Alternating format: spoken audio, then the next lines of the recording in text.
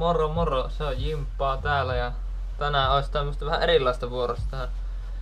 Ajattelin kokeilla tätä vlogia, ja samalla kysyä teiltä, että pitäisikö mun jatkaa tämmöisellä vlogiuralla, kun Detsi on myyty ja kaikki mopot on myyty ja nyt olet autojen puoleen laittamaan, että pitäisikö mun ruveta kuvaamaan tämmöistä vlogia ja sitten välillä autojen laittamista. Niin kertokaa vaikka kommentti, jos semmoista pitää, mutta käymme tsekkaamassa tuo Karina tuolta nyt.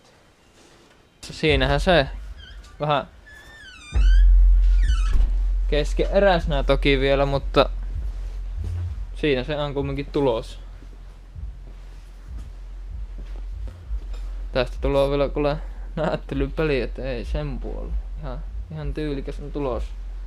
En pysty näyttämään kyllä edes vielä minkä näköinen on tullut, kun en oo muokannut kuvia tai muuta vastaan, mutta on kumminkin suunnitelmat tiedossa. Siellä on Toyotan 600 venttiilinen pata 125 hevosvoimaa. Kyllä lähtee. No, kyllä sitä vähän piristetään ehkä. Nahkasisusta ainakin tulee. Ja siellä nyt on jo SPL diskanttisupparit vastaavat. Siellä on jotkut semmoset, nyt en muista. Ostakaa muuten turbokitti. Siinä ei edes jäältä turbokittiä tuohon notkumaan. Mutta niin tosissaan. Pitäisikö mun aloittaa nyt tämmönen, kun mopot on myyty ja kaikki, eikä niistä tulla tekemään enää videoita. Totta kai kesältä sitten muunlaista videoa tulee autosta sun muista semmoista.